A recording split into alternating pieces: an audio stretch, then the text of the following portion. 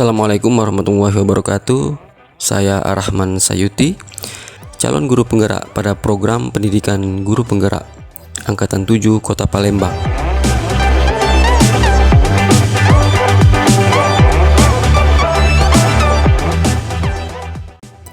Video ini merupakan aksi nyata saya terkait modul 1.4 tentang budaya positif.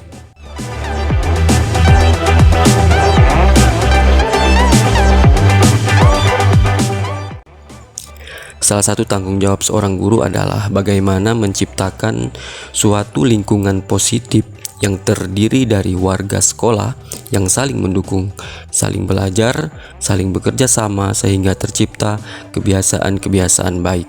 Dari kebiasaan-kebiasaan baik akan tumbuh menjadi karakter-karakter baik warga sekolah.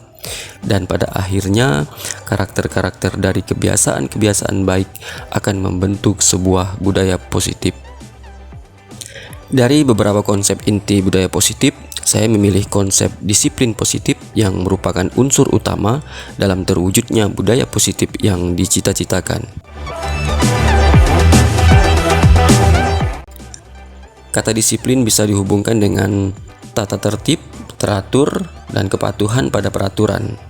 Kata disiplin juga sering dihubungkan dengan hukuman, padahal itu sungguh berbeda. Karena belajar tentang disiplin positif tidak harus dengan memberi hukuman. Justru itu adalah salah satu alternatif terakhir dan bila perlu tidak digunakan sama sekali. Kata disiplin juga dapat diartikan sebagai bentuk kontrol diri, yaitu belajar untuk mengontrol diri agar dapat mencapai suatu tujuan mulia. Tujuan mulia di sini mengacu pada nilai-nilai atau prinsip-prinsip mulia yang dianut seseorang. Kita namakan nilai-nilai tersebut sebagai nilai-nilai kebajikan universal.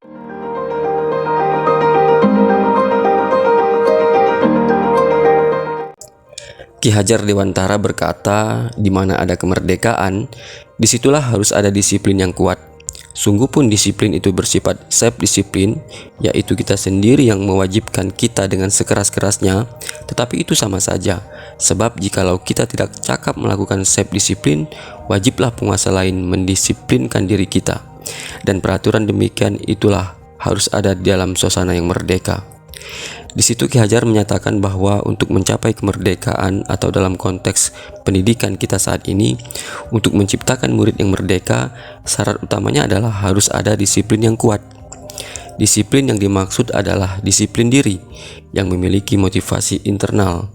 Jika kita tidak memiliki motivasi internal, maka kita memerlukan pihak lain untuk mendisiplinkan kita atau motivasi eksternal karena berasal dari luar, bukan dari dalam diri kita sendiri.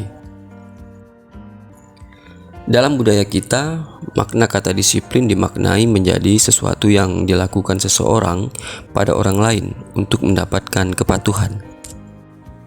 Bagaimana cara kita sebagai guru untuk menanamkan disiplin positif yang positif kepada murid-murid kita?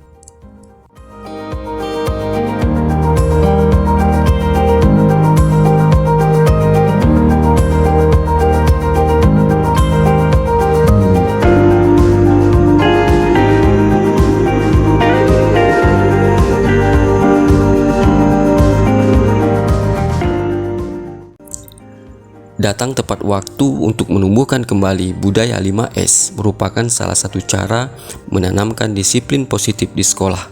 Telah menjadi komitmen kami bersama seluruh warga sekolah di SD Negeri 168 Palembang untuk kembali menghidupkan budaya tersebut. Kebiasaan salam, senyum, sapa, sopan, dan santun dimulai saat menyambut kehadiran murid di depan pintu gerbang sekolah.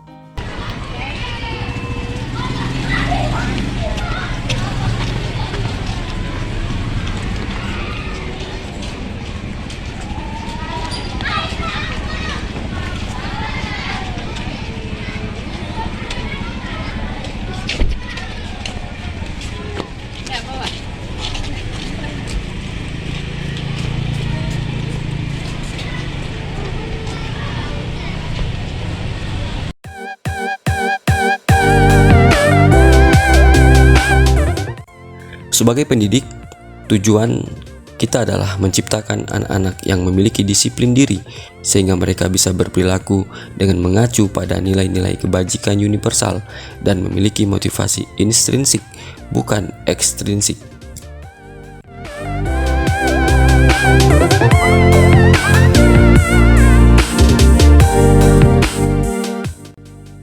Jika dihubungkan dengan teori 3 motivasi perilaku manusia menurut Diane Garson, tujuan dari disiplin positif adalah menanamkan motivasi yang ketiga pada murid-murid kita, yaitu untuk menjadi orang yang mereka inginkan dan menghargai diri sendiri dengan nilai-nilai yang mereka percayai.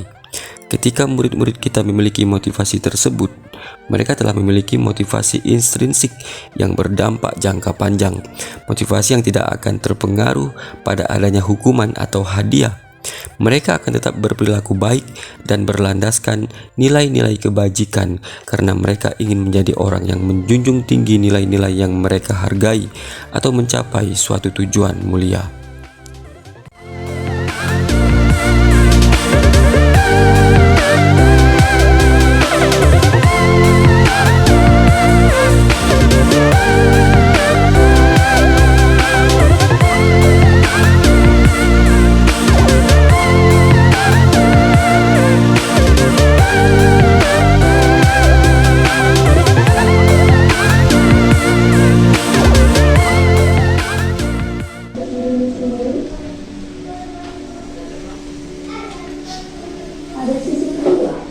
Selamat siang Bapak Ibu hebat.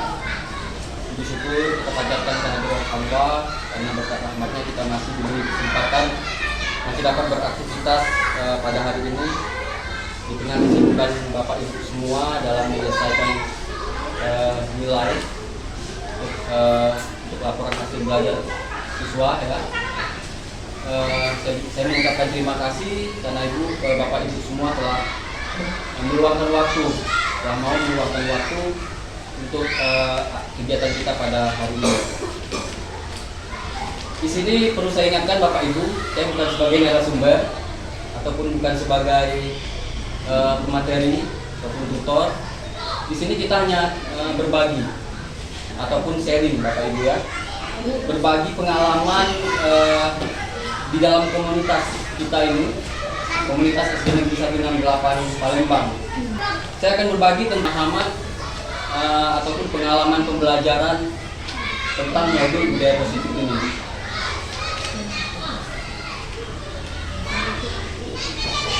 Oke, sekarang kita bicara budaya positif Bapak Ibu ya.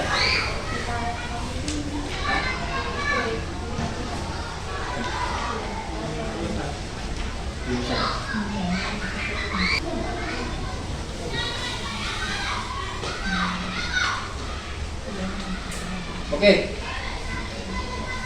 budaya positif. Saya rasa Bapak Ibu sudah memahami apa itu budaya. Kira-kira budaya itu apa, Pak Zam? Budaya itu kebiasaan. Oke, kebiasaan. Jadi kebiasaan baik, Pak Zam ya. Saya sepakat. Budaya itu ya kebiasaan-kebiasaan yang sering kita lakukan, yang sukar untuk diubah sehingga menjadi budaya. Ya, oke Bu Subi. Sudah turun menurun. Mana Bu? Cara hidup. Oke, cara hidup atau gaya hidup bagian dari budaya Bu ya. Budaya positif, budaya yang baik. Nah, kita sebagai guru itu diibaratkan petani Bapak Ibu.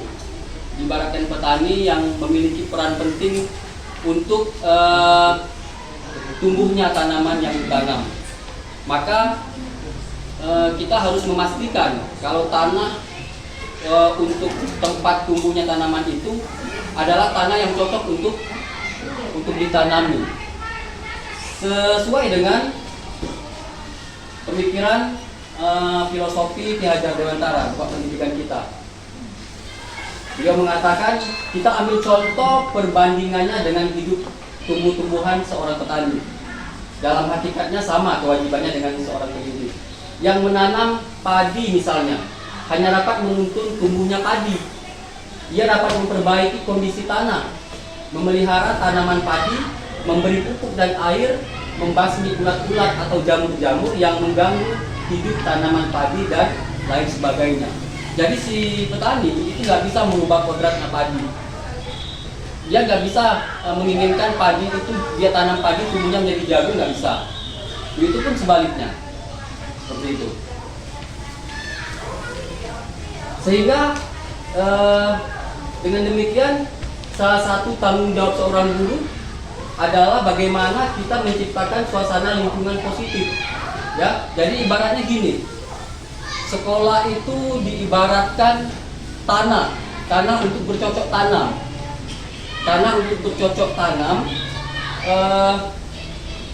sehingga dapat menciptakan, guru sudah seharusnya menciptakan suasana lingkungan yang aman, lingkungan yang menyenangkan, yang nyaman untuk bertumbuh, serta menjaga dan melindungi seluruh murid dari hal-hal yang kurang baik, atau bahkan melindungi perkembangan potensi murid. Ya, dengan demikian salah satu tanggung jawab guru itu adalah bagaimana menciptakan suatu lingkungan positif yang terdiri dari warga sekolah yang saling mendukung, saling belajar, saling bekerja sama, sehingga tercipta kebiasaan-kebiasaan baik, dan kebiasaan-kebiasaan baik itu akan tumbuh menjadi karakter-karakter baik warga sekolah. Dan pada akhirnya karakter-karakter dari kebiasaan-kebiasaan baik itu akan membentuk sebuah budaya positif. Nah, jadi suatu lingkungan yang aman dan nyaman, Bapak Ibu, itu akan memberikan murid kesempatan dan kebebasan untuk berproses belajar, membuat kesalahan, kemudian mereka belajar lagi, sehingga mampu menerima dan menyerap suatu pembelajaran. Dan perlu kita ingat Bapak Ibu, selama seseorang merasakan tekanan-tekanan dan dari lingkungannya, maka proses pembelajaran akan sulit terjadi. Dan salah satu tanggung jawab kita sebagai pendidik adalah menghilangkan atau mencabut, dalam tanda kutip, gangguan-gangguan yang menghalangi proses perkembangan potensi murid.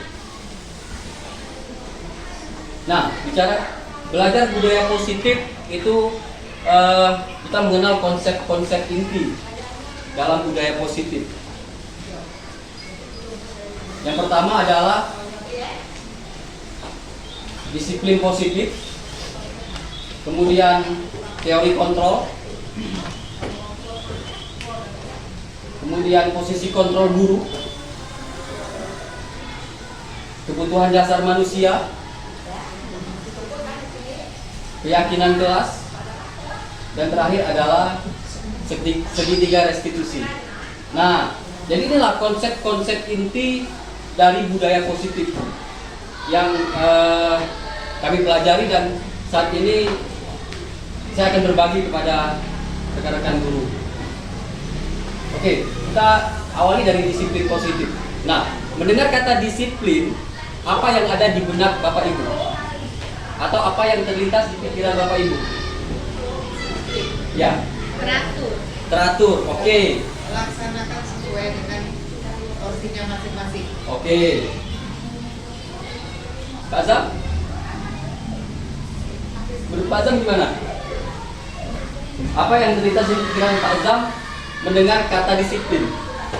Bu Eli? Mematuhi seluruh peraturan. Oke, sip. Ya. Oke. Nah, tadi teman-teman sudah memberikan tanggapan apa itu disiplin, tentang tata tertib, tentang mematuhi peraturan, kata Bu Eli tadi, tentang apa tadi Bu Ina, teratur ya. Ya. Oke, benar sekali apa yang di tanggapan dari Bapak Ibu semua. Jadi bicara disiplin itu kebanyakan orang menghubungkan dengan tata tertib, kemudian dengan teratur, menghubungkan kata disiplin itu dengan teratur. Kemudian ada juga menghubungkan dengan kepatuhan terhadap sebuah peraturan. Nah, kata disiplin juga sering dihubungkan orang sebagai hukuman. Menurut Bapak Ibu gimana? Setuju nggak? Setuju. kata disiplin itu sering juga dihubungkan kebanyakan orang adalah hukuman. Iya, anak 7. Nah, sebenarnya Bapak Ibu, hukuman itu sama sekali tidak ada hubungannya dengan disiplin. Ya. Karena apa? Karena ketika kita belajar disiplin positif, itu tidak harus menggunakan sebuah hukuman. Tidak harus menggunakan sebuah hukuman. Seperti itu. Nah, nanti kita akan belajar, saya akan berbagi di mana posisi kontrol kita sebagai guru. Nah, bicara disiplin juga berkaitan dengan bentuk sebuah kontrol diri, yaitu bagaimana kita mengontrol diri kita dan menguasai diri kita dalam melakukan tindakan yang sesuai dengan nilai-nilai yang kita yakini dan kita hargai. Jadi yang mengontrol diri kita itu ya diri kita. Yang mengontrol diri kita itu diri kita. Apa yang mau kita lakukan itu kita yang mengontrolnya. Melakukan sesuatu yang baik ataupun sebaliknya. Itu dikenal dengan teori kontrol atau teori pilihan.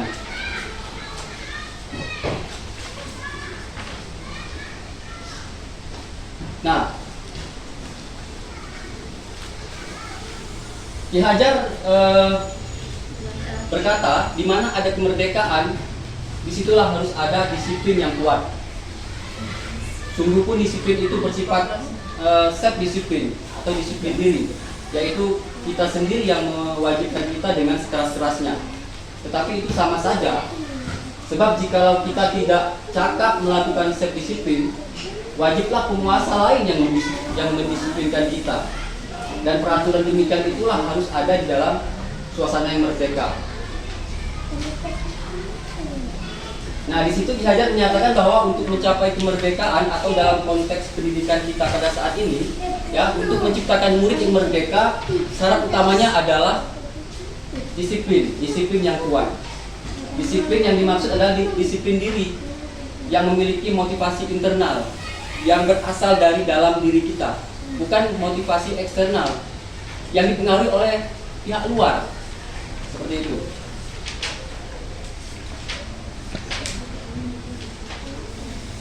Nah, De Gosen itu sependapat dengan Ki Hajar Dewantara dalam bukunya Restructuring School Discipline tahun 2001. Dia menyatakan bahwa arti dari kata disiplin itu berasal dari bahasa Latin disiplin yang artinya belajar.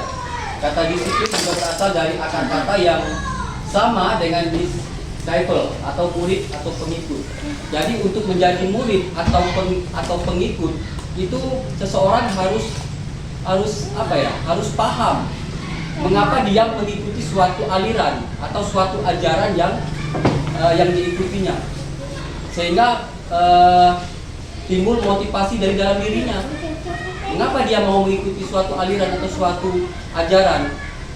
Yang diharapkan adalah timbul motivasi itu dari dalam diri kita sendiri, bukan dari eksternal atau dari pihak lain.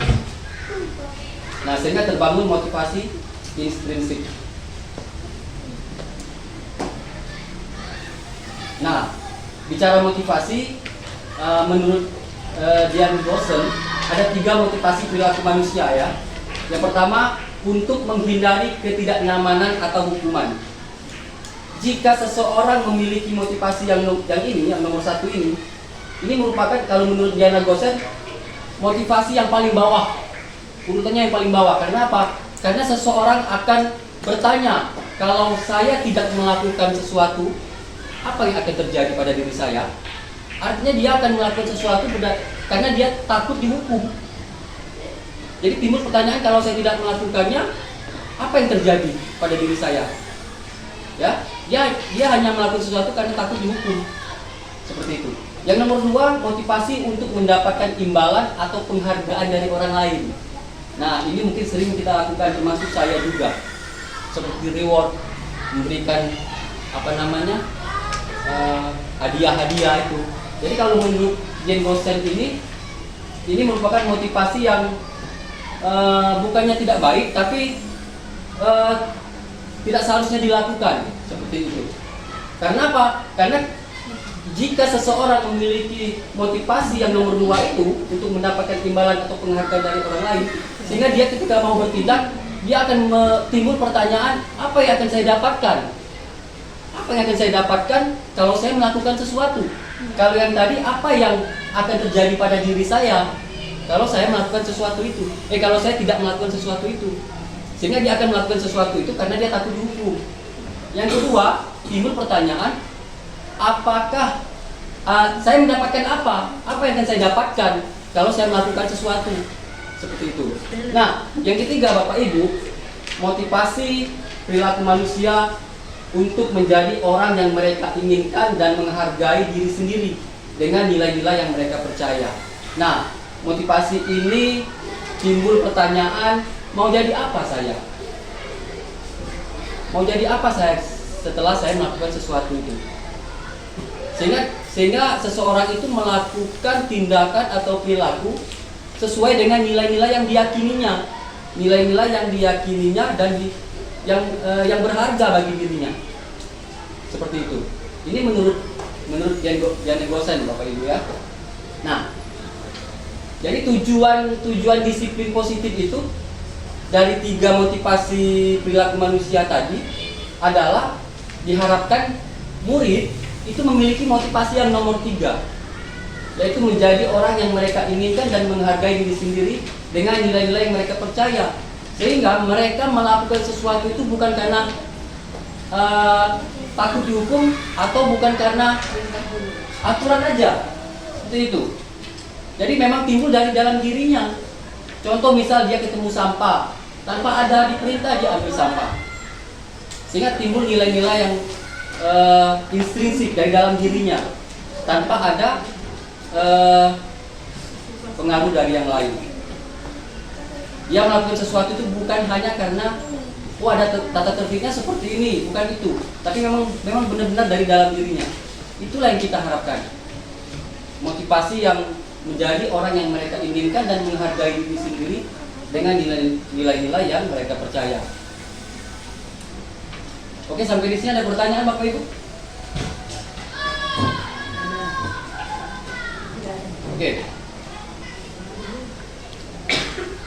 Nah, ketika murid atau seseorang memiliki motivasi yang menjadi orang mereka inginkan, yang menghargai diri sendiri dengan nilai-nilai yang mereka percayai, sehingga murid-murid kita ketika dia memiliki motivasi tersebut, mereka telah memiliki motivasi intrinsik yang berdampak jangka panjang, motivasi yang tidak akan terpengaruh pada adanya hukuman atau hadiah, seperti itu. Mereka akan tetap berperilaku baik dan berlandaskan nilai-nilai kebajikan, karena mereka ingin menjadi orang yang menjunjung tinggi nilai-nilai yang mereka hargai. Jadi seperti itu yang kita harapkan pada murid-murid kita untuk masa depan bangsa kita ini.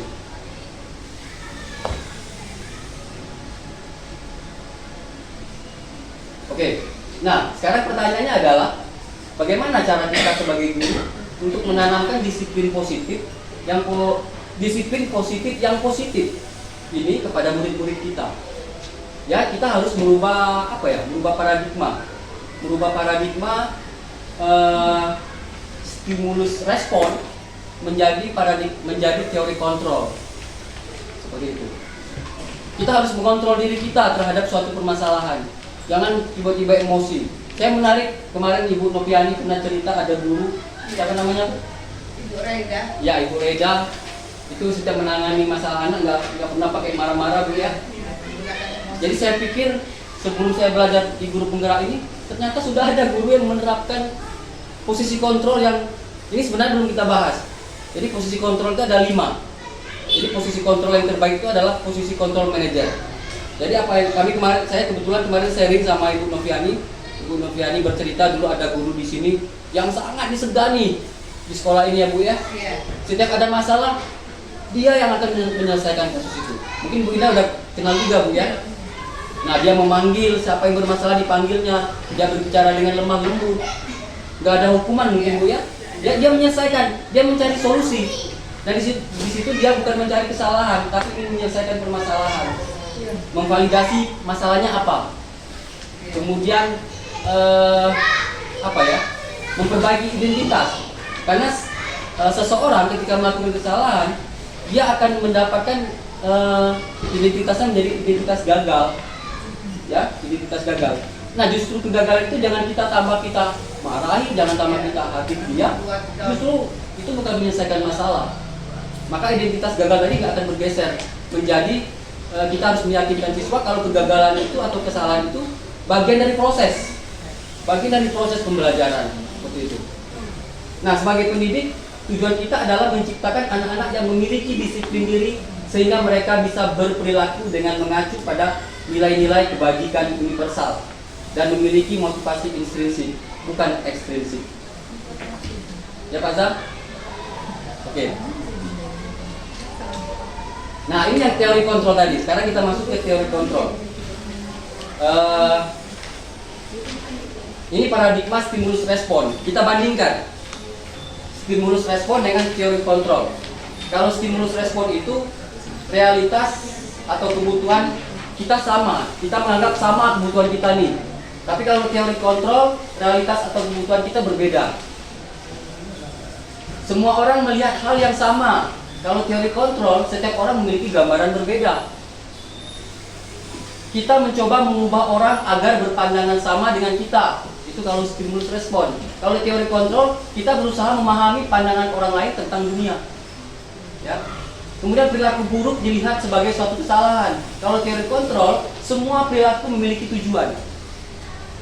Kemudian orang lain bisa mengontrol saya. Itu kalau stimulus respon. Sedangkan teori kontrol, hanya Anda lah yang bisa mengontrol diri Anda. Kita nggak bisa dikontrol orang lain. Ya, ibarat saya ambil ini contoh kegiatan pemantik antara Pak Zam dengan Pak Ari. Pak Zam ditugaskan untuk menggenggam atau menutup salah satu tangan Pak Zam ya. Pak Zam bayangkan kalau Pak Zam itu memiliki barang yang sangat berharga bagi kehidupan Pak Zam yang sedang Pak Zam simpan di dalam genggaman Pak Zam. Nah, tugas Pak Ari adalah dengan cara apapun Pak Ari ingin membuka tangan Pak Zam. Yang mana Pak Zam tadi menjaga sesuatu yang paling berharga bagi hidup Pak Zam. Ya, Pak Ari ditugaskan untuk membuka tangan Pak Zam dengan berbagai cara. Entah itu memuju, entah itu menggoda, entah itu memarahi, buka Pak Zam. Malah bahkan memberi uang. Pak Zam, aku tunjuk duit. Buka tangannya. Kira-kira pertanyaannya, apakah Pak Zam atau Pak Ari yang membuka tangan Pak Zam? Pak Zam kontrol tidak. Ya, kira-kira apakah Pak Zam atau Pak Ari yang membuka tangan Pak Zam? Udah, punya tangan. Yang punya tangan siapa? Oke. Astagfirullah. Ya. Ya. Pak Zam akan membuka tangannya kalau kita menggunakan teori kontrol. Hanya Anda yang bisa mengontrol diri Anda. Pak Zam akan membuka tangannya kalau Pak Zam memastikan kondisinya sudah aman. Kalau Pak Ari masih merayu, ada di dekat Pak Zam, sampai menawarkan uang, aku unjuk uang, buka Pak Zam. Tapi karena ini sangat berharga bagi Pak Zam nggak akan membukanya kalau Pak Zam bisa mengontrol dirinya. Tetapi kalau Pak Zam nggak bisa mengontrol dirinya, ini karena uang, pengaruh. Seperti itu. Pengaruh. Jadi artinya gini Bapak Ibu, semua tindakan dan perilaku kita itu buah dari keinginan kita, buah dari keinginan kita sendiri. Pak Zam nggak akan melepas tangannya karena yang dipegangnya itu sesuatu yang berharga bagi hidupnya. Biar bagaimanapun Pak Ari merayu, menggoda, membujuk. Dia prinsip. Benar Bu, prinsip. Jadi sudah jadi prinsip. Iya. Nggak mau. Dan itu sudah menjadi budaya. Kita nggak bisa dikontrol orang lain. Kita adalah hidup dari pulau. Iya. Teori kontrol itu kan berhubungan dengan teori pilihan. Kita bangun pagi terus mau tidur lagi atau bangun pagi langsung mandi, itu pilihan. Kita yang mengontrolnya seperti itu. Tapi ya Lagi. iya. Oke. Nah, Cuma tadi kemerdekaan tadi ya. pribadi kita hanya kita yang bisa merubahnya. Mudah-mudahan Bapak Ibu dengan program ini bisa meningkatkan atau merubah budaya yang tadi kurang baik. Oke ya, jadi Pak Azam nggak akan melepas tangannya. Karena Pak Azam? Pak Azam bisa melepas tangannya kalau situasinya sudah aman, Pak Azam ya. Oke, kita lanjut Bapak Ibu. Stimulus respon, saya bisa mengontrol orang lain. Ya, kalau teori kontrol, Anda tidak bisa mengontrol orang lain. Pemaksaan ada pada saat bujukan gagal. Kalau teori kontrol, kolaborasi dan konsensus menciptakan pilihan-pilihan baru. Kemudian model berpikir menang kalah. Sedangkan di teori kontrol, model berpikir menang-menang. Jadi kalau ada dua murid kasus, terdapat kasus dua murid, kita nggak mencari siapa menang siapa kalah. Dengan penyelesaian kita, bagaimana caranya mereka itu menang sama menang. Seperti itu. Oke. Kemudian bagaimana seseorang bisa berubah dari paradigma stimulus respon kepada pendekatan teori kontrol. Stephen R. Covey dalam Principle Centered Leadership tahun 91 mengatakan bahwa bila kita ingin membuat kemajuan perlahan sedikit-sedikit, ubahlah sikap atau perilaku Anda. Namun, bila kita ingin memperbaiki cara-cara utama kita, maka kita perlu mengubah kerangka acuan kita. Ubahlah bagaimana Anda melihat dunia, bagaimana Anda berpikir tentang manusia. Ubahlah paradigma Anda, skema pemahaman dan penjelasan aspek-aspek tertentu tentang realitas. Nah, ada pertanyaan Bapak Ibu tentang tadi kita sudah bahas disiplin positif, kemudian teori kontrol, ya. Kalau nggak ada kita lanjut. Nah, ini ada konsep dari budaya positif yaitu posisi kontrol guru. Posisi kontrol guru. Mungkin kita dari kelima posisi kontrol guru ini kita pernah menerapkannya kepada siswa kita, pada murid-murid kita tanpa kita sadari. Ya, tanpa kita sadari. Yang pertama, posisi kontrol guru itu sebagai penghukum. Setiap permasalahan dia nggak mau mendengar pendapat siswa. Ya, siswa yang bersalah langsung marah, langsung mengambil tindakan dengan memberikan hukuman. Itu seorang guru yang memiliki posisi kontrol penghukum. Kemudian pembuat merasa bersalah. Nah, pembuat merasa bersalah ini biasanya seorang guru itu berbicaranya agak lembut. Misal Ibu Rista piket nih, ada salah satu anak terlambat. Kok kamu terlambat lagi sih? Gimana nanti Bapak dimarahi kepala sekolah.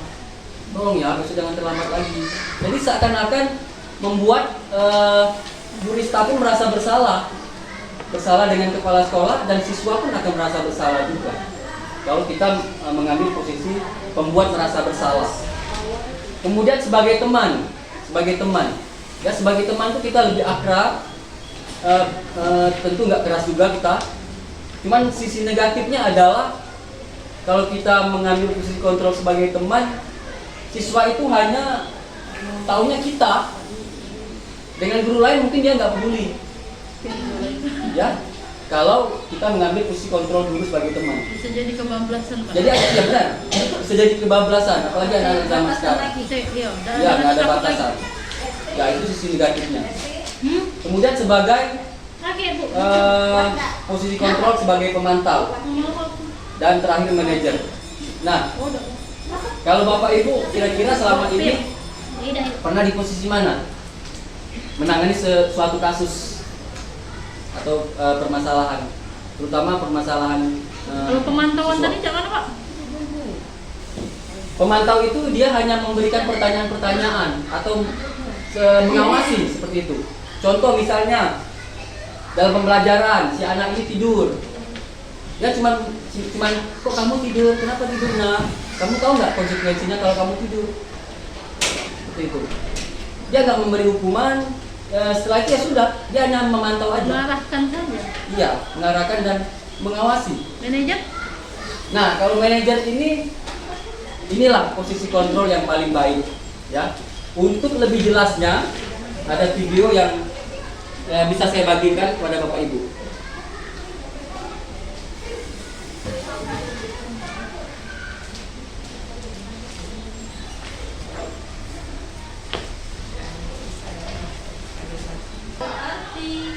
Oke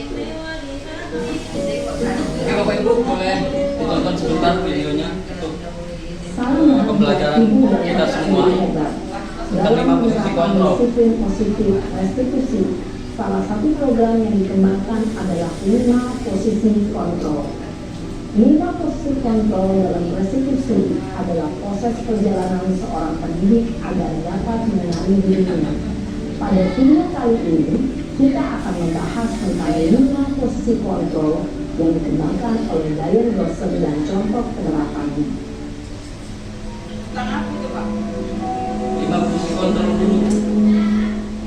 Tadi ada penghukum. 5 posisi kontrol itu adalah 1. Posisi penghukum. 2. Posisi pembuat merasa bersalah. 3. Posisi teman. 4. Posisi pemantau atau monitor. Dan 5. Posisi manajer. Untuk lebih memahami kelima posisi tersebut, mari kita saksikan kasus Naren yang terlambat hadir 20 menit di sekolah dan melihat bagaimana kelima posisi kontrol dalam menghadapi masalah tersebut. Itu posisi penghukum Bapak Ibu. Contohnya ini ya. Iya, langsung contoh nih. Ini mudah bisa dipahami ya. Naren,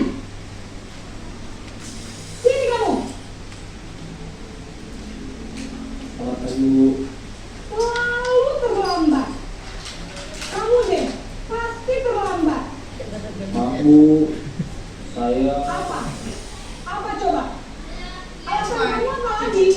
Kapan sih kamu tidak terlambat? Malas sekali ya kamu jadi anak. saya Dasar pemalas. nggak mau ngasih kesempatan Apa pada sih kamu? Sudah berapa kali terlambat? Sana, kamu keliling lapangan basket 2 kali. kenapa saya harus ke lapangan basket Bu? Kenapa? Kamu melawan ibu? Berani-beraninya jawab. Sudah terlambat, masih berani jawab pula. Sekarang, keliling lapangan basket 5 kali sekalian. Tambah. Biar kapok. Cepat, pergi sana ke lapangan basket. Posisi penghukum biasanya berbicara dengan nada tinggi, menghardik, menunjuk-nunjuk, menyakiti, dan menyindir. Hukuman bisa berupa fisik maupun psikis. Ini yang dapat hebat. Dampak yang terjadi pada murid ketika guru berada pada posisi penghukum adalah murid cenderung akan memberontak, bahkan menyimpan dendam.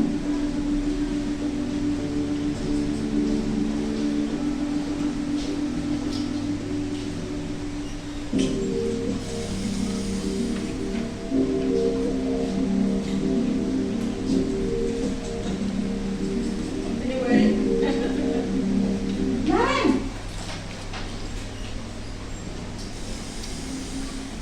Di posisi Ibu, Naren, membuat merasa bersalah Bapak Ibu ya. kamu kenapa terlambat lagi, nak?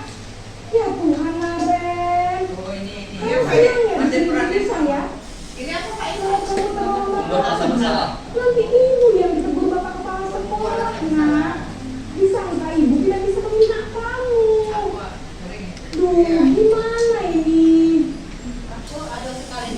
Maaf Bu. Duh, Gusti Naren. Kepala sekolah.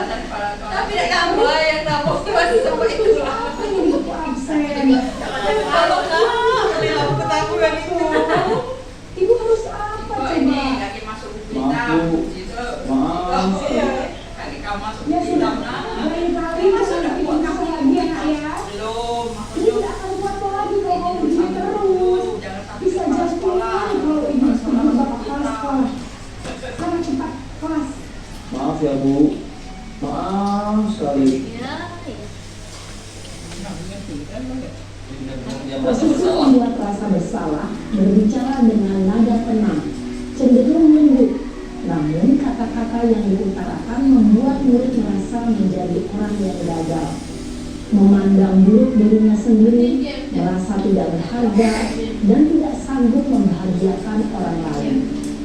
Ketika guru mengambil posisi pembuat rasa bersalah, murid akan menganggap dirinya yang bersalah dan ia akan menyimpan emosi negatif tersebut di dalam dirinya.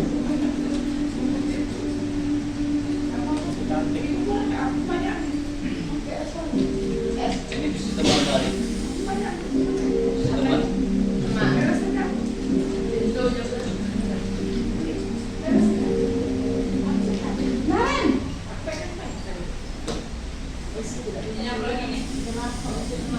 Selamat pagi Bu. Wah, sudah jam berapa ini nak? Terlambat lagi ya sayang. Iya Bu. Habis ibu saya lupa bawa tes saya Bu. Kamu malah menyalahkan ibu kamu. Kamu bukannya anak yang harinya paling kencang. Kok terlambat sih? Iya Bu. Saya memang terlambat bangun tadi. Jadi biar perut saya lagi kencang, tetap beresin bentar Bu. Ya sudah sana. Nanti lain kali larinya lebih kencang lagi ya. Biar gak terlambat lagi. Bikin senang ibu. Besok naik motor nak ya. Bisa Bu. Lari lagi. Ya sudah sana masuk kelas. Ibu beresin urusan absen kamu. Kamu ini ada-ada saja.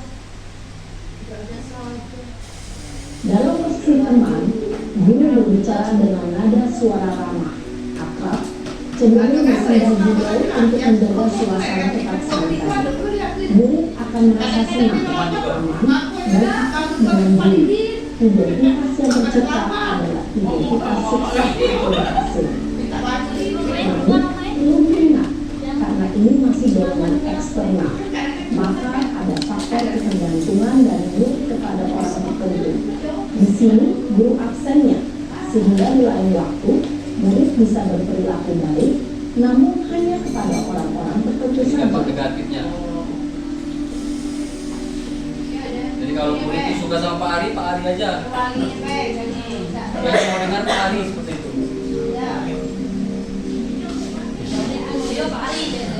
Apa lagi dia itu? Ya malah mungkin gurunya cuma Pak Ari. Kalau mau mesti kontrol teman.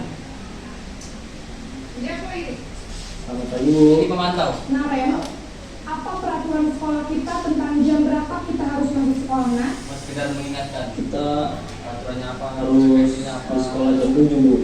Iya betul, sekarang sudah jam 7.20. Kalian sudah tahu konsekuensinya jika terlambat hadir? Paham Bu. Saya harus tinggal kelas pas jam istirahat selama 20 menit.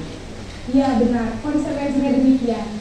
Jadi nanti jam 9.30 pas istirahat, kamu harus tinggal di kelas, kerjakan tugas tambahan untuk ketertinggalan kamu, ya?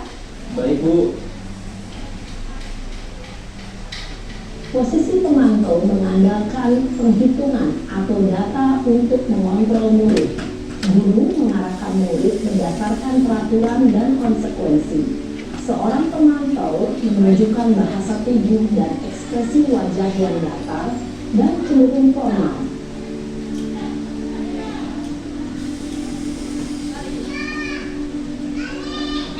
Ini posisi manajer untuk tanyakan tadi. Manajer.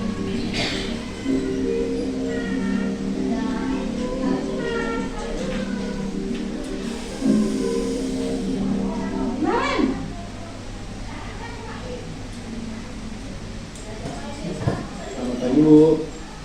Selamat pagi Naren. Maaf Bu, saya terlambat. Iya, sekolah masuknya jam 7, sekarang sudah jam 7.20. Jadi sekarang bagaimana ini Naren? Maaf Bu, saya lupa secara alarm saya semalam. Baiklah, menurut kamu, keyakinan sekolah yang mana yang perlu kamu tingkatkan? Menghargai diri sendiri dan orang lain mungkin ya Bu. Setuju. Jadi, apakah Naren meyakini prinsip saling menghormati tersebut? Iya Bu, saya meyakininya.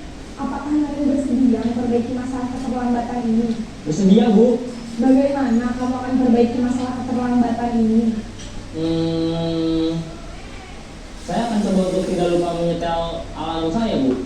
Baik, kalau Naren lupa menyetel alarm di rumah, ada orang yang kira-kira bisa bantu mengingatkan tidak? Ada Bu, kakak saya, Kak Emma. Ada lagi selain Kak Emma? Selain Kak Emma, ada ibu saya. Baik, jadi yang mengingatkan Naren adalah Kak Emma dan ibu kamu ya. Kira-kira akan mulai set alarm kapan nih Naren? Setelah pulang sekolah akan segera saya lakukan. Baik, jadi Naren akan setel alarm untuk bangun besok pagi dan akan diingatkan oleh kakak dan ibunda Naren ya. Ada lagi yang mungkin perlu dilakukan Naren agar tidak terlambat bangun lagi? Tidak ada, Bu. Baik Naren, terima kasih untuk bersama kamu. Sekarang kamu perlu kembali ke kelas untuk belajar. Baik, Bu. Terima kasih. Posisi manajer adalah posisi kontrol yang disarankan untuk membimbing murid memiliki sikap disiplin yang positif, yaitu murid yang mandiri, bertanggung jawab, dan dapat memecahkan masalah. Tujuan dari posisi ini adalah agar murid dapat berefleksi atas tindakannya. Guru akan dengan tulus memberikan pertanyaan-pertanyaan bermakna, sehingga membuat murid dapat belajar dari kesalahannya dan mencari sebuah solusi untuk menyelesaikannya. Ibu dan bapak guru hebat, setelah mengamati adegan kelima posisi kontrol tadi, kira-kira posisi mana yang paling ideal? Posisi mana yang dapat menunjang motivasi intrinsik murid? Ya, tentu posisi manajer. Posisi ini memang posisi ideal yang ingin dituju setiap pendidik. Pada posisi inilah, guru dapat menerapkan disiplin positif dan berpihak pada murid, yang memerdekakan murid. Perjalanan seorang pendidik tentunya tidak mudah untuk sampai pada posisi seorang manajer. Namun, tujuan kita pasti, yaitu menciptakan murid yang mandiri, merdeka, dan bertanggung jawab. Semoga penggambaran 5 posisi kontrol yang telah diperlihatkan ini dapat menjadi ajang refleksi bagi kita semua, agar dapat terus mengasah dan menerapkan disiplin positif yang memerdekakan murid. Mari terus berlatih dan bersemangat. Selamat menerapkan. Salam dan bahagia Ibu dan Bapak Guru hebat.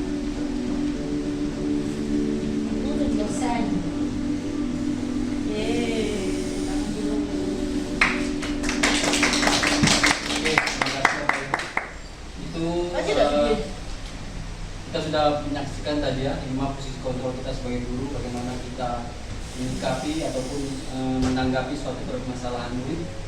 Mungkin secara tanpa kita sadari kita sudah pernah menerapkan dari 5 itu, atau mungkin juga ada posisi kontrol yang baru kita pahami saat ini. Jujur saya untuk posisi manajer itu hal baru bagi saya. Mungkin selama ini kita sebagai teman ya ataupun pemantau, dan juga nggak jarang juga kita ada sebagai penghukum ya, itulah kita katakan, karena kita itu kan spontan emosi dan langsung kita memberikan hukuman gitu. Nah sekarang kembali ke Bapak Ibu semua, untuk kedepannya posisi kontrol mana yang kita terapkan atau kita pilih dalam menyelesaikan suatu permasalahan siswa. Yang jelas intinya adalah kita untuk bagaimana caranya untuk memerdekakan siswa. Jadi posisi kontrol yang kita ambil itu adalah tujuannya untuk memerdekakan siswa, berpihak kepada siswa seperti itu. Dengan posisi manajer kita mencari solusi, mengajak dia berdialog, sehingga murid merasa dihargai. Nah, ada satu lagi video Bapak Ibu.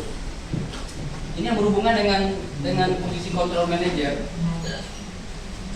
Jadi untuk posisi kontrol manajer itu ada salah satu upaya untuk menyelesaikan permasalahan, yaitu namanya segitiga restitusi.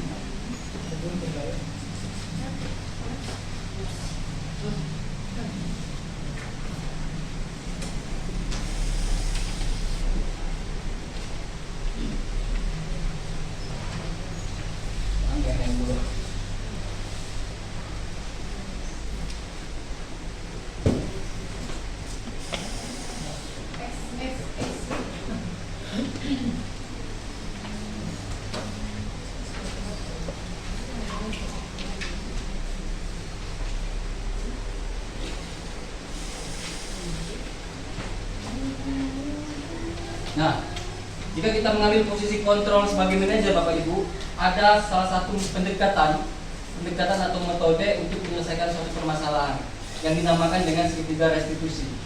Di mana dalam segitiga restitusi ini kita melakukan tindakan untuk menstabilkan identitas siswa, kemudian memvalidasi permasalahan, dan terakhir adalah menanyakan keyakinan. Nah, berikut ada video. Saya juga akan berbagi video penerapan segitiga restitusi. Seperti apa?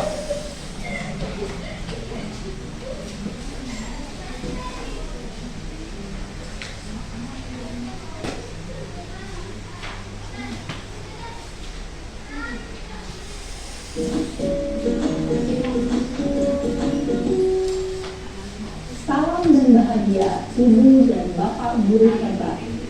Pada video kali ini kita akan membahas tentang salah satu program disiplin positif yang diterapkan di lingkungan sekolah yang dikenal dengan nama restitusi.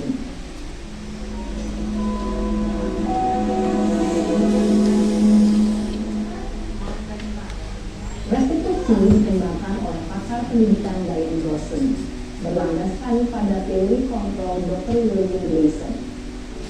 Segitiga restitusi adalah suatu proses dialog yang dijalankan oleh guru atau orang tua agar dapat menghasilkan murid yang mandiri dan bertanggung jawab. Pada saat guru di posisi manajer, aspek yang dikembangkan pada murid adalah motivasi intrinsik, sehingga penanaman nilai-nilai kebajikan dapat tumbuh dan berkembang menjadi suatu kebiasaan positif yang akhirnya membentuk karakter murid.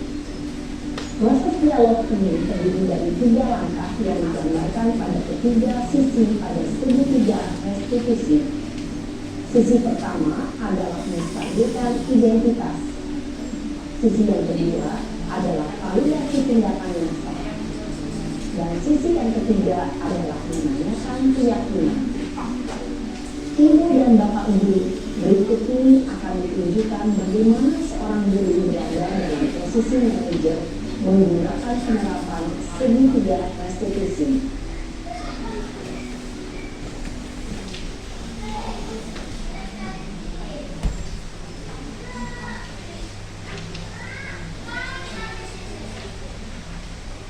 Yang saya sudah lama nggak ketemu saya. Kenapa hari ini ada di sini? Kesel Pak, banget. Masa aku udah kayak COVID, nah Pak? Ya aku marah lah. Aku udah kayak kan bukan kelas. Kesel banget. Oh begitu. Ya pasti kamu marah dan kesal. Bapak juga akan marah apabila ada yang menurut Bapak seperti itu. Kemudian pada saat itu kamu melakukan apa? Ya saya langsung ngatain mereka lah Pak. Kesel banget. Saya bentak-bentak dia depan teman-teman lain. Oh begitu. Tapi kamu melakukan seperti itu karena satu alasan tertentu. Tetap tenang. Iyalah, masa saya diam saja Pak. Ya saya bela diri lah. Masa saya dituduh tukang fitnah? Ya wajar lah. Mempertahankan harga diri itu sesuatu yang penting buat kamu. Untung kamu tidak begitu sabar lagi. Hanya membentak-bentak. Iya Pak. Untung saya masih bersabar dan hanya memutar saja. Sudah gemes padahal. Saya pasti bela diri lah. Ya pasti ya. Tapi kamu memilih untuk tetap bertahan dan bersabar. Kamu memilih untuk tidak berbuat lebih parah lagi, bukan? Iya. Nah, sekarang coba kita lihat lagi tindakan kamu yang bentak-bentak Eka di kelas. Tindakan kamu itu kira-kira sesuai dengan keyakinan kelas atau prinsip kamu tidak? Enggak lah Pak. Capek Pak jadi pemarah. Jadi keyakinan atau prinsip mana yang kurang sesuai dengan keinginan kamu? Ya, saya sebenarnya malah menghargai orang lain. Mungkin saat itu saya menjadi emosi. Tapi jelas sudah menunjukkan sikap itu. Kamu meyakini tidak menghargai orang lain itu penting buat kamu? Yakin lah Pak. Iya, setuju. Kita harus saling menghargai. Namun ada juga keyakinan yang kita sepakati yang perlu kita jalankan apabila kita sedang marah, bukan? Tadi ada Ustaz ngambil. Ya, saya bisa lebih proaktif. mulai dengan diri sendiri. Saya bisa jadi lebih sabar, mengambil waktu juga untuk berpikir mau apa selanjutnya. Kira-kira kamu yuk kita pikirkan bagaimana memperbaiki masalah ini.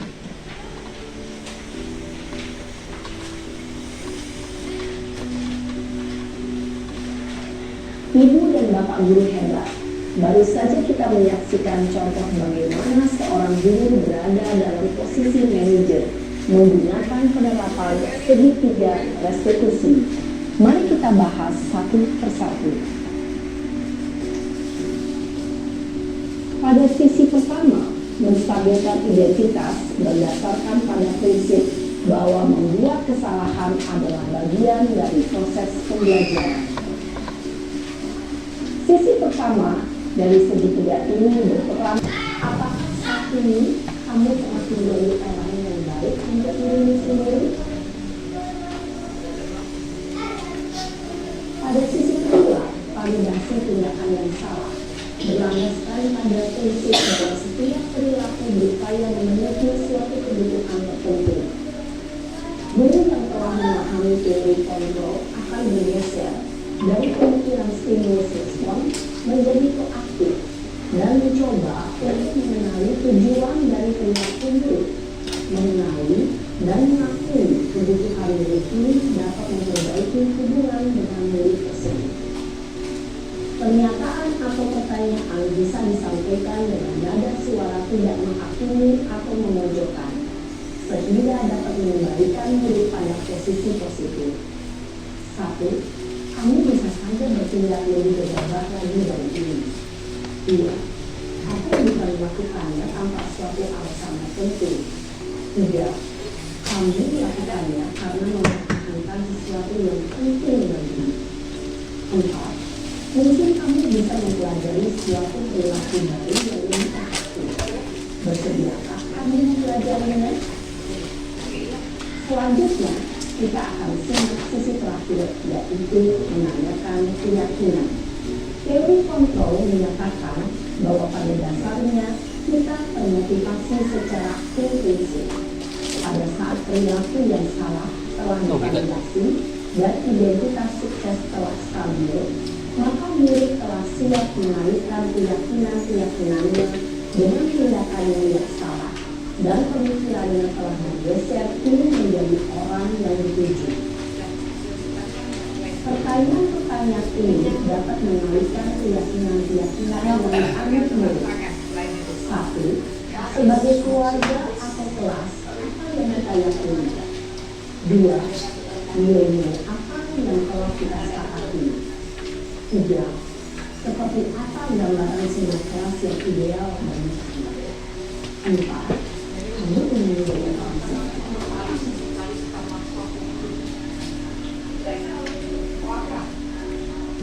Dalam menerapkan segitiga restitusi, perlu memperhatikan beberapa hal, yaitu 1. Perilaku yang salah perlu dikaitkan dengan nilai atau keyakinan-keyakinan yang telah disepakati atau dituju. 2. Kesediaan orang yang melakukan kesalahan untuk memperbaiki masalah. 3. Pemecahan masalah sebisa mungkin relevan atau memiliki hubungan dengan masalah yang relevan.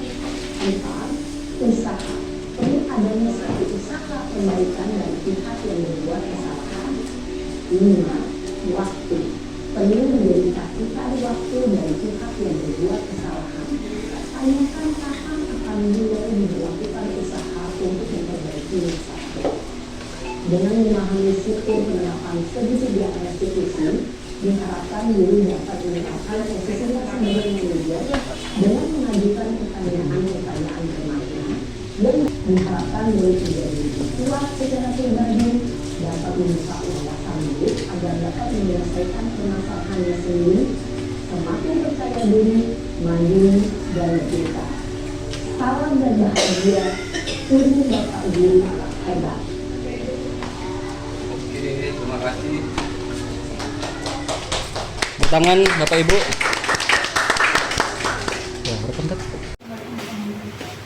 Oke, Bapak guru hebat. Kita udah menonton 2 video dari posisi kontrol guru dalam menyelesaikan suatu permasalahan terhadap siswa. Jadi dari 5 posisi kontrol tadi, menurut Bapak Ibu, posisi mana yang paling baik untuk kita terapkan? Tentu manajerial. Ya. Manajerial. Manajer Bu ya, sebagai manajer. Posisi sebagai manajer karena di situ jelas nampak berpihak kepada siswanya, melakukan dialog, mencari solusi, apalagi segitiga restitusi itu. Jadi sebagai posisi kontrol sebagai manajer, salah satu metodenya adalah segitiga restitusi itu. Mendengarkan pendapat dia. Iya, mendengarkan pendapat, mencari solusi, menyelesaikan permasalahan dengan berdialog tadi dengan siswa ya. Kemudian segitiga restitusi tadi yang pertama menggeser ini identitas kegagalan. Kemudian memvalidasi kesalahan. Dan terakhir adalah menanyakan keyakinan. Nah, penting Bapak Ibu di kelas kita membuat keyakinan kelas. Jadi keyakinan kelas itu lebih bersifat abstrak dan beda dengan peraturan. Jadi ada peraturan, ada kesepakatan kelas. Nah, kesepakatan dan peraturan itulah yang menjadi keyakinan murid-murid dalam konteksnya di dalam kelas, seperti itu. Seperti saling menghargai, saling menghormati, kemudian rukun sesama siswa. Jadi nilai-nilai kebajikan itu yang menjadi keyakinan pada diri siswa. Sehingga kalau kita menerapkan segitiga restitusi, di mana sisi yang ketiga tadi itu menanyakan keyakinan. Jadi pertanyaan yang kita ajukan kepada siswa, kita menanyakan keyakinan kepada siswa. Apakah sudah sesuai dengan keyakinan kelas? Terutama kalau permasalahannya dalam konteks kelas. Apakah sudah sesuai? Nah, kalau siswa tahu keyakinan kelasnya apa, dia pasti akan menjawab tidak sesuai dengan keyakinan kelasnya. Karena sebenarnya dia tahu keyakinan kelas di kelasnya adalah dia harus saling menghargai, saling menghormati, jangan ribut, tidak membuat keributan, saling rukun, seperti itu keyakinan kelasnya. Sehingga seorang manajer dia akan menanyakan keyakinan kelas dan menanyakan prinsipnya, apakah sudah sesuai kesalahan yang dibuat seseorang itu atau siswa sudah sesuaikah dengan keyakinan dan dengan prinsipnya. Itu anak-anak akan menjawab tidak, seperti itu. Karena anak-anak memiliki prinsip, pasti anak-anak memiliki prinsip pada dasarnya nggak mau ribut, tetapi terkadang karena emosi, seperti kemarin Bu Widya dan masalah Jelima dengan Jaka, itu kebetulan saya masuk kelas 5A waktu itu, dan si Jaka itu Bu Eka emosinya minta ampun sekali. Iya, memang. Iya. Tidak bisa mengendalikan diri. Sudah saya peluk, kebetulan ada Pak Adi juga kemarin. Sudah saya peluk Bu, saya pujuk, saya yakini, tahan emosi, dan alhamdulillah dia mau udah nggak mau lagi mendekati Jelima, tapi dia tetap berada di posisi dia Bu. Berdiri aja. Punya tinggi. Ya, tapi sudah saya lepasi dan dia nggak mau dekati Jimima lagi. Kalau sebelumnya minta ampun, dia mau dekati Jimima ya dengan maksud mau berbuat ini. Tapi Pak masuk ya.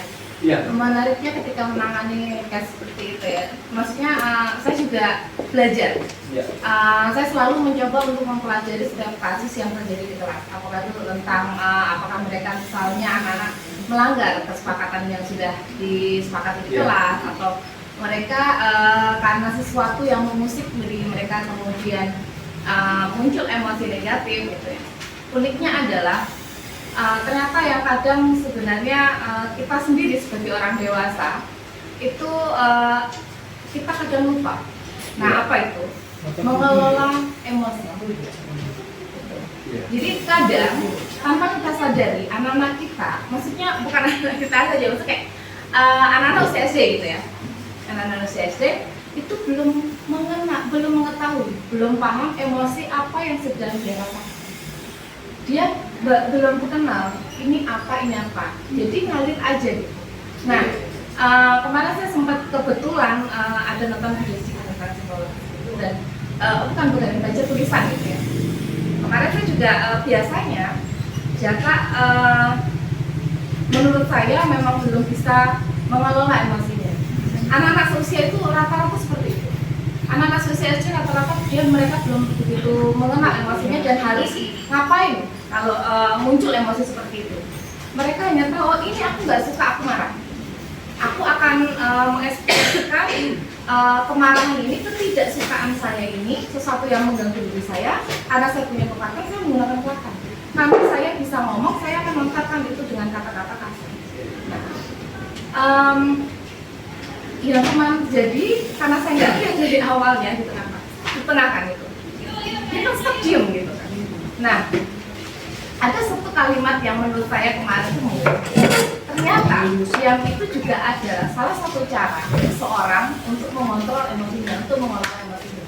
Ini saya tangkap, kemudian saya pelajari dan saya ingat berarti kemarin dia sebenarnya sedang mencoba untuk menahan dirinya, mencoba untuk mengelola apa yang dia rasakan. Jakanya? Ya, Jaka. Ya. Dia sedang mencoba untuk dia bisa, dia tahu dia bisa, dia punya kekuatan untuk bisa mengekspor apa yang dia rasakan. Entah dengan membantu sesuatu atau dengan memukul seseorang. Nah, yang dia ekspresikan kan ada dengan memukul. Karena ditahan, stop dia akhirnya kan. Dia posisinya menarik seluruh tubuhnya sehingga kaku. Dia sedang diam tapi tidak biasa. Dia sedang diam tapi caranya tidak biasa gitu kan. Oke, saya pikir saya mau ngomong seperti apapun, saya mau menyampaikan apapun nggak akan dia dengar. Maka saya coba untuk menarik. Tapi saya tidak punya kekuatan lebih. Jadi baru menggeser badannya saja. Terus ternyata terjadi lagi gitu kan. Karena dia mengekspresikan mungkin yang terlihat secara fisik adalah dari tatapan matanya gitu.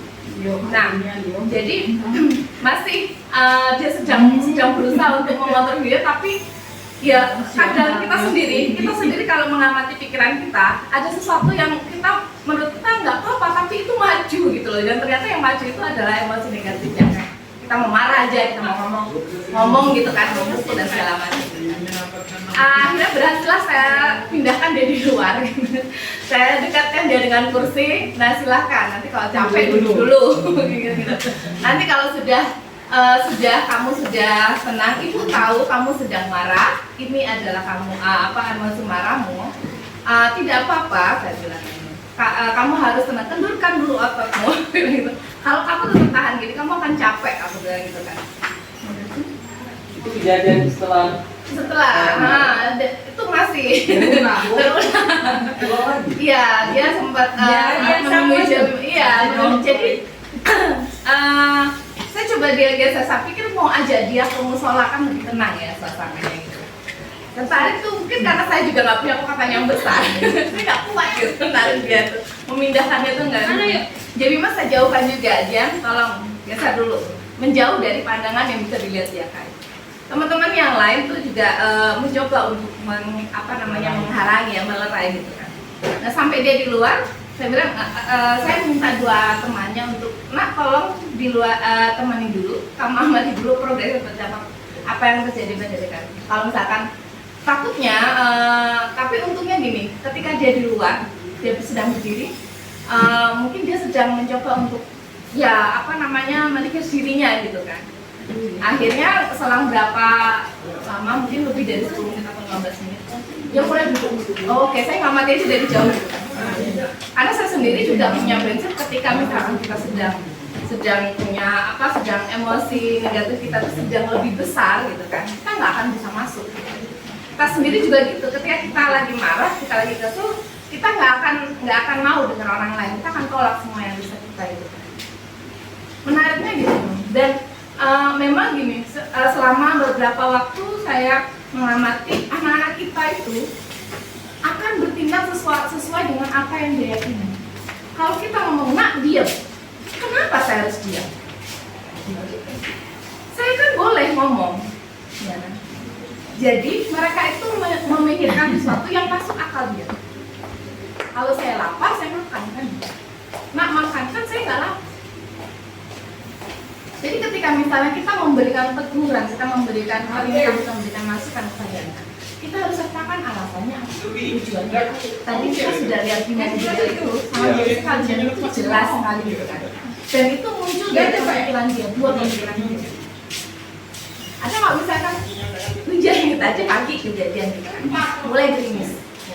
Anak-anak masih ini, yang kita bisa ajak kemana seperti itu kan yang dia sudah pasti kita tarik, kita panggil anak sini. Cuacanya di mana? Hujan gitu. Bisa sakit kan? Ya. Coba dan kita kasih tahu adik-adiknya dan kalian juga. Jadi mereka kan mengerjakan sesuatu yang melihat, oh iya, kalau begini memang benar. Maka dia terbiasa. Cuma uniknya adalah narapika itu nggak bisa sekali dua kali. Gitu kan. Harus selalu kita tanamkan. Gitu. Maka di pendidikan itu kita kan membiasakan, membudayakan. Akhirnya yang tadi dikatakan oleh Pak Setiawan bahwa itu memang dia lakukan sesuai dengan apa yang dia yakini dan menurut dia benar, gitu kan. Dan nggak perlu harus diingatin lagi. Sudah banyak nilai-nilai. Betul. Maka betul berkembang sesuai dengan harapan tadi ya Pak, nilai dan pernyataan itu. Tanpa harus kita ingatin lagi. Cuma sebenarnya kalau bicara emosi itu memang manusiawi Bu ya. Betul, Karena manusia. gini, sistem kerja otak kita ini kan dua. Sistem bekerja cepat, sistem bekerja lambat. Nah, emosi itu merupakan hasil kerja otak bagian. Jadi otak kita ini kan ada 3 batang otak, ya. Batang otak itu kan disebut otak reptil. Dan ada lagi yang disebut otak mamalia. Nah, otak mamalia inilah yang mengolah emosi kita. Otak mamalia ini berpikirnya cepat. Dia nggak peduli. Ketika ada masalah dia langsung mengeluarkan emosi. Itu emosi positif maupun emosi negatif. Nah, kalau saya analogikan kita 5 jari ini, ibaratkan ini otak, jempol ini adalah otak mamalia yang menghasilkan emosi tadi. Kemudian 4 jari ini merupakan otak luhur kita, otak berpikir. Nah, otak luhur kita ini berpikirnya lambat. Nah, otak mamalia ini yang berada di dalam otak luhur, ketika otak luhur kita nggak bisa mengontrol si otak mamalia ini, itulah makanya terjadi emosi tadi. Jadi semakin otak luhur ini nggak bisa berpikirnya semakin lambat, apalagi sampai ibaratnya terbuka, otak emosi akan semakin meluap. Seperti itu. Satu lagi kan otak reptil, batang otak. Nah, batang otak inilah otak yang mengolah refleks seseorang. Seperti itu. Jadi emang itu manusiawi. Betul. Ya, Sangat manusiawi. Terus uniknya lagi juga gini Pak. Uniknya sebagai seorang guru gitu kan. Kita tuh punya peran begitu banyaknya. Ya. Kalau kita bicara dengan apalagi anak-anak siswa kelas 1, 2 gitu kan, itu posisinya lebih kecil kan. Kalau posisi kita berdiri, kita marah gitu, gitu. Ini anak kan dari bawah nih, jadi ngeliat kita kan ngeliat hidung kita gitu loh. Jadi dengan kasih sayang, ketika kita posisikan, kita ini mencoba untuk melihat, mengetahui bagaimana alur berpikir anak. Kalau kita memutuskan, aku ini lebih dewasa, aku ini seorang guru, aku ini orang tua misalnya. Tapi kita kadang lupa, mereka itu juga adalah seseorang, sudah ada manusia yang mau juga didengar. Saya sih sekarang kadang juga ketika kita lagi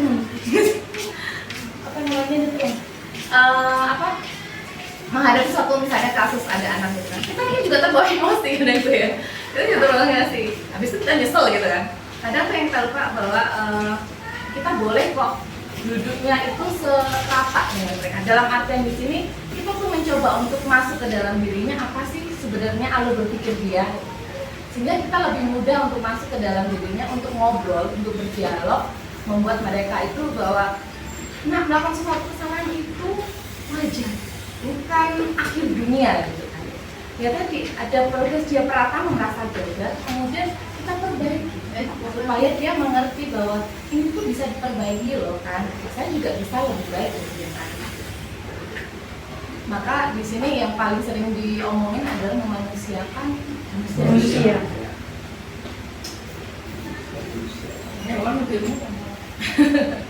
Oke, luar biasa sharing kita hari ini Bu Eka ya.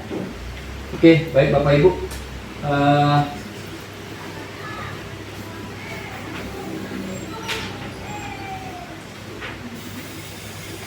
Jadi pada kesempatan ini selain saya berbagi pemahaman terhadap tentang budaya positif, tadinya itu saya sebenarnya juga mau berbagi penerapannya kepada siswa. Cuman karena saya belum nggak sempat mindahi filenya ke laptop, jadi saya perlihatkan aja atau saya berbagi kepada Bapak Ibu melalui HP aja. Ya. Jadi kemarin saya itu coba menerapkan segitiga restitusi kepada Jenima Bu, kepada Jenima. Sebenarnya bukan Jenimanya aja sih. Setelah Jenima seharusnya kita harus juga menerapkan segitiga restitusi itu kepada Jaka, pada kedua belah pihak seperti itu. Yang pada intinya kita itu mau menyelesaikan permasalahan. Kita bukan mencari kesalahan tapi berfokus pada penyelesaian masalah. Itu salah satu tindakan dari posisi control manager tadi. Yang salah satu pendekatannya Bapak Ibu adalah melalui segitiga restitusi. Oke, ini mana ya? Boleh saya perlihatkan Bapak Ibu?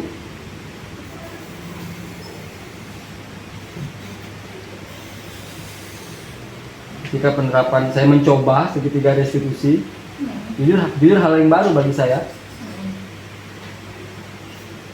Kebetulan juga ya waktu itu saya juga menemui permasalahan itu. Makanya saya panggil Jenima.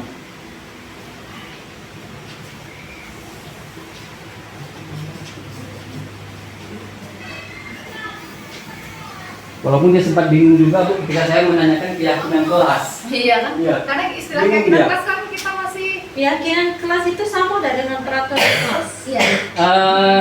Disiplin 9 kelas. Agak berbeda Bu. Ini lebih abstrak. Jadi sebenarnya gini, peraturan atau kesepakatan kelas itu yang sudah kita tetapkan atau nilai-nilai yang sudah kita tetapkan sebagai kesepakatan kelas.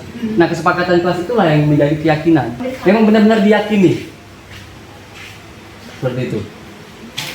Terutama yang bersifat abstrak. Saling menghargai, saling menghormati. Yang fundament kali ya. Iya. Yang sebenarnya itu setiap manusia itu punya. Nah, ini Bapak Ibu ya. Saya perlihatkan video restitusi. Itu Bapak Ibu. Nanti bisa saya kirim. Karena kebetulan saya ini nggak sempat lagi mindahin filenya ke laptop.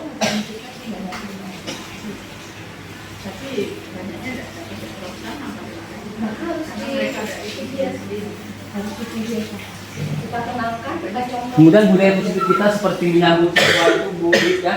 Mudah-mudahan tetap bertahan. Yuk, teman-teman asik loh. Iya. Ayo bagi kita Asik ketemu. memang kami setiap pagi memang dengan Bu Ani kemarin sudah ada itu.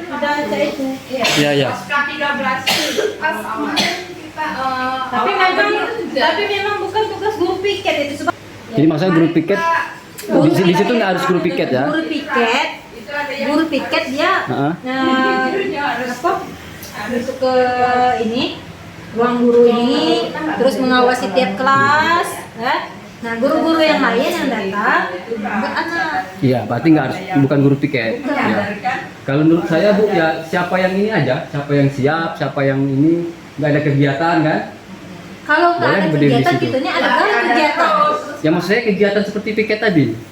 Ya. Iya. Ya, ini jadi apa pengingat kita lah ya. Kalau pas kita sedang menjabat tugas piket, kita bisa bareng-bareng di depan. Gitu. Iya. Ya oke lah. Semoga tetap budaya positif itu tetap menjadi karakter baik, kebiasaan-kebiasaan yang pada akhirnya timbul karakter-karakter baik sehingga akan membentuk budaya positif pada diri kita semua demi siswa, demi mutu pendidikan di Indonesia khususnya di SD Negeri 168 Palembang. Bapak Ibu terima kasih sekali atas waktunya hari ini. Tanpa bantuan Bapak Ibu tentu kegiatan saya ini tidak akan bisa berjalan lancar. Sekali lagi saya mengucapkan terima kasih atas sesi berbagi hari ini dalam komunitas kelompok kerja guru SD 168. Mari Bapak Ibu kita tetap pertahankan situasi dan kondisi ini, jangan hanya berjalan sebentar, jangan hanya istilahnya itu kalau bahasa Palembangnya apa Bu? Anak-anak ayam gitu kan. Nah, nanti sudah lama-lama udah nggak aktif lagi. Teruskan. Ya, jadi kita sama-sama untuk mendorong kolaborasi. Tarasin ya. Biar bertarik terus Bu ya. Iya. Oke. Tariknya Jangan biar sampai pulang. ompong. Oke Bu Eka koordinator Bu ya. Oke, saya dukung dari Bu Eka. Oke. Dan itu. Oke Bu Isa, terima kasih Pak Ari, Bu Eli, Pak Zam, Ibu Linda. Oh ya, mohon maaf Bapak Ibu. Ini kita refleksi sebentar sebelum saya tutup. Ibu Eda memberikan kertas. Refleksinya adalah pemahaman baru apa yang Bapak Ibu dapatkan hari ini. Kemudian satu kata perasaan Bapak Ibu dari sesi berbagi kita hari ini. Satu kata boleh nggak satu kalimat? Satu kata aja Bu. Enggak Iya, mau kalimat. Iya. Kita paragraf aja nih. Kemudian maksudnya Pemahaman baru apa yang Bapak Ibu dapatkan dari sesi berbagi kita hari ini? Itu ada surprise-nya tuh. Ya. Kemudian satu kata perasaan Bapak Ibu dari sesi berbagi kita hari ini. Satu kata sendiri. Satu kata aja. satu kata Pak. Iya. Apa mungkin terpaksa gitu kan? Bukan maksudnya sesuai dengan yang ini. Aku yang Iya. tahu aja. Perasaan Bapak Ibu setelah mengikuti ini kegiatan berbagi ini. Ya. Terpaksaan atau tidak? Perasaannya gimana? Rasanya enggak gitu kan. Ya. Kayak tergantung. Satu kata aja. Satu kata aja. Anggung. Udah, jangan ini. Sudah. Diri kuat dikoncang nih Ya. siapa enggak? Buat namanya Bapak Ibu. Buat namanya. Buat namanya. Nah, dari kesimpulan yang tadi ya, Ibu saudaranya Oke Bu, ya Bu. Boleh Bu. kebiasaan-kebiasaan Satu kata, baik ya. Hmm. Pertama, seandainya kegiatan Ya kita itu diputer Bu, diputer secara seperti misalnya upacara Ya Bu. Ya digulung-gulung. tanpa disuruh kesadaran masing-masing. Setiap upacara itu Tulis guru tamu lagi. tuh Nice. belum anak pokok gurunya yang harus sudah kumpul. Sudah tahu kalau jadwal upacara Bu ya, tanpa dipanggil gitu. Iya, Ya. bergeraklah guru tuh. Anulah apa namanya itu sesuai dengan kelas dia atau kelas dia masing-masing. Begitu. Yang apa namanya ya terus jangan aja akhirnya oh yang itu suka datang duluan gitu ya. Terus aku yang serah.